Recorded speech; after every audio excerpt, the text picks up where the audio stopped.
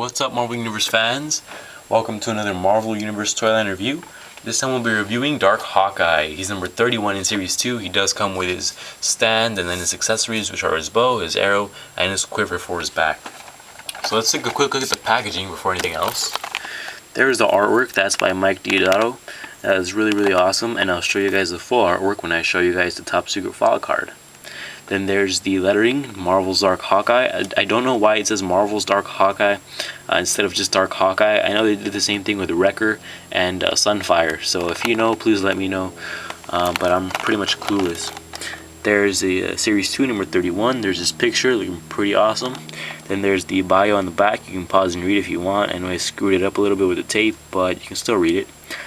There's the other three figures in the wave, which are Constrictor, Yellow Jacket with Ant-Man, and Thanos. So there's the packaging for you guys. Okay, so let's go over the paint apps on Dark Hawkeye first. His main color is the blue. There's not really much paint detailing to it. It's a very simple, basic shade of blue. And then the boots are painted, again, a very basic shade of purple. Not much paint detailing to them. No shading whatsoever on these two colors. So I know that they could have done a lot better. But I do believe that the metallic purple makes up for it. It looks fantastic. Let me just get it to focus really quick so I can show you guys in more detail. So as you can see, the arm right here is specially sculpted. It's a unique sculpt, and it's got that scaly fish type texture to it. It feels really cool. And then it is painted a metallic purple, so that looks really awesome. Very shiny and very nice. Same thing here with the shoulders. He's got the same type of texture and the same type of paint, so that's really nice. He's got the same metallic purple on the wrist guard, which looks really cool. And then the studs here that are actually sculpted on his armor, they are painted metallic purple, with the bands themselves being a darker shade of purple, almost like a red, but it's a purple. And then this cloth here, this cloth piece, it is painted the same exact shade of blue, so very consistent coloring, which is really nice. And the cloth, or not, it's not actually made of cloth, but it's made out of a rubbery bendable plastic, so that's really nice.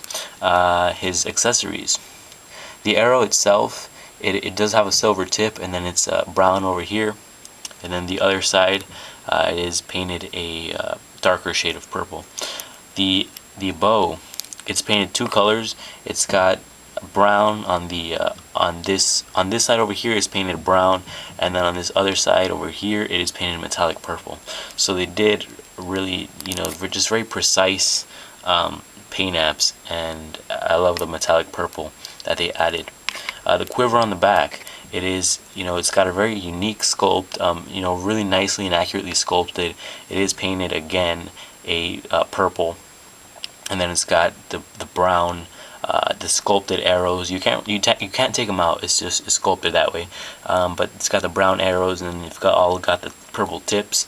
The strap itself has got the same exact scheme and same material as these right here. Just so you guys know, the this piece here, the armor, is all connected, and it is a separate piece. It's not really attached to the figure, but you can't take it off because this belt here, it's actually two pieces. And you got this piece here, this piece which goes all the way across the shoulders and back down, and then you got the belt holding it all in place. So you can't take it off, but it is not actually attached to the figure. So just so you guys know how that works. Now let's look at his head sculpt.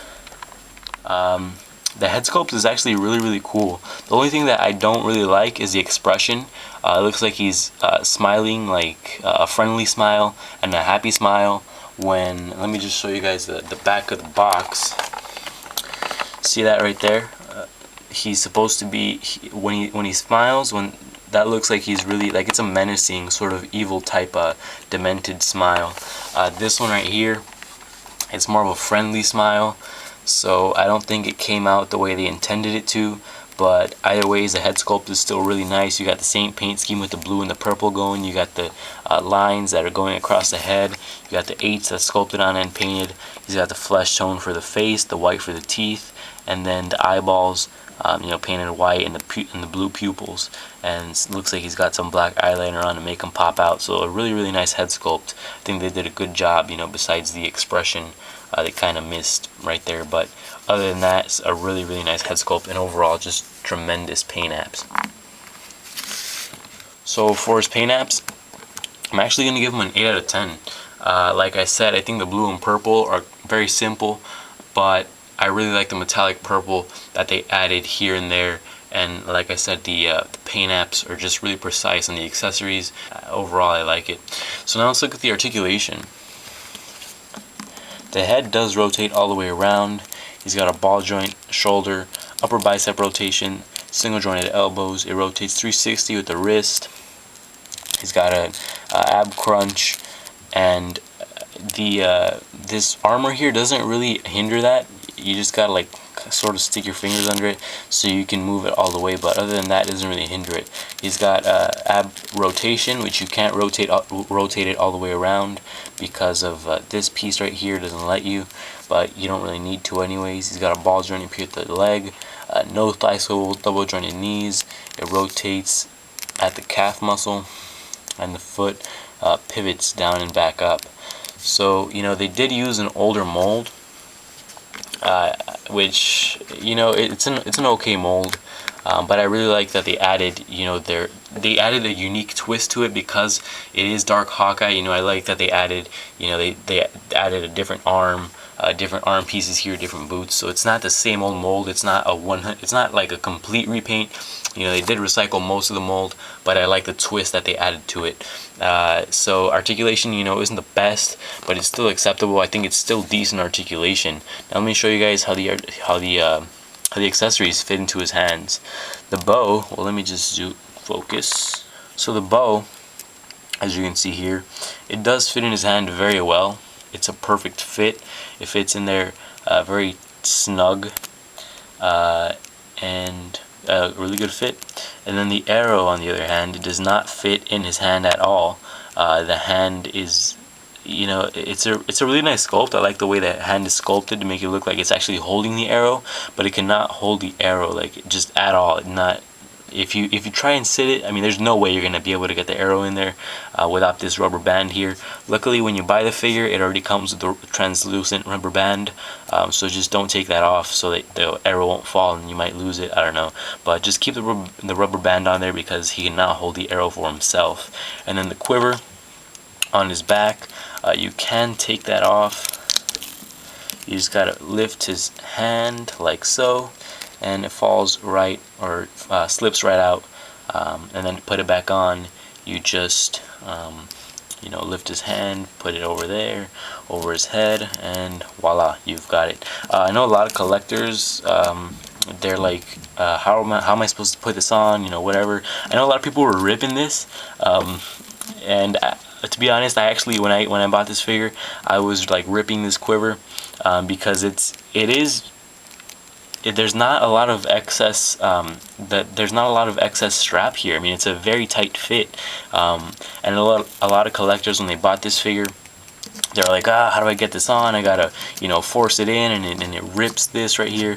But you know, just there's pretty much only one way to do it, so that you don't damage the figure, and that's the way that I just told you. You know, you got to really lift the arm, and just be very careful with it because it does rip kind of easily, and I did rip it a little bit, but it's a pretty good fit once you get it on there, and not bad. So let me just stick the bow in his hand, and there you go.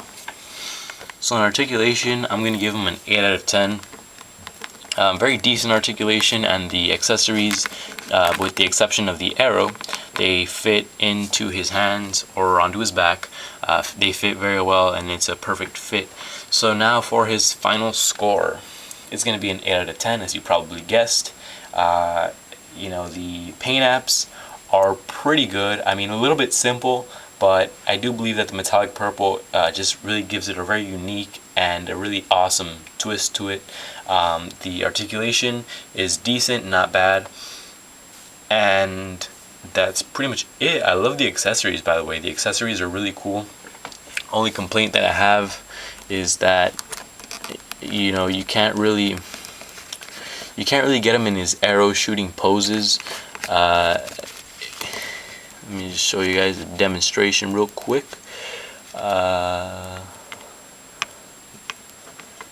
Okay, so as you can see, I had him in like an arrow shooting type pose, and it looks really cool, right? So it looks like he's about to shoot his arrow, but like that's pretty much the only thing you can do with it. You can't really like go for another pose where he's shooting his arrow. Screw the stand, it doesn't stand on his stand very well.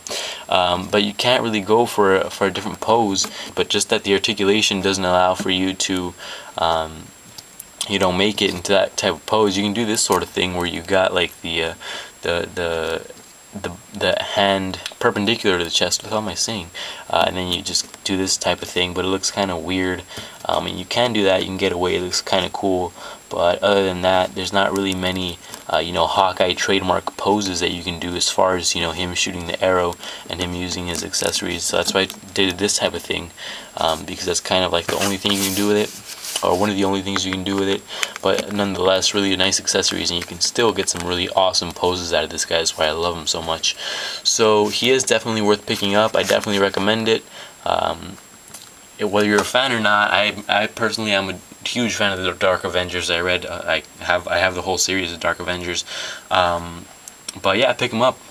He's not that hard to find anymore. I mean, he might cost you a little bit of looking, but he was re-released in several revision cases. One not so long ago, so you might find him, you might not. But if you see him, don't pass up on it, and definitely get him. So let me show you guys a top secret file card over here, and then the art. There's the full artwork, so it looks really awesome. Fantastic. He's got the ID card on there, which you can pause and read if you care. That rhymes. Awesome. He's got the card here, or the letter, which I don't know if you can pause and read that, but I actually did read that in advance.